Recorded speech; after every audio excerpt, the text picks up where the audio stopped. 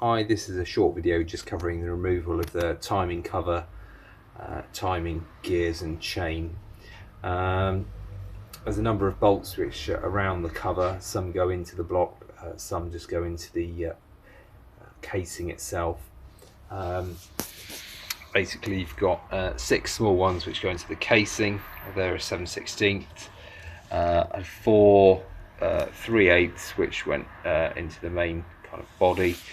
I had to remove the main bolt here. That was a 33mm. I'm not sure what the imperial equivalent is.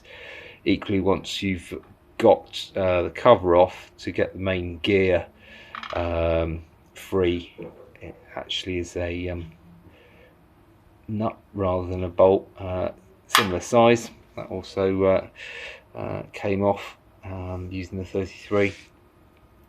I think that's an oil flinger which goes on the lower gear, and then there's an odd one which is a 1/2 inch nut and bolt that goes through the casing as well. I assume that's just a timing tensioner with a similar 1/2 inch 2 bolts holding that on. Tricky bit was getting the main nut off, the lower one there. Because it's not in the car, there's no way I can stop it from turning, especially seeing as I've got the clutch off the other side.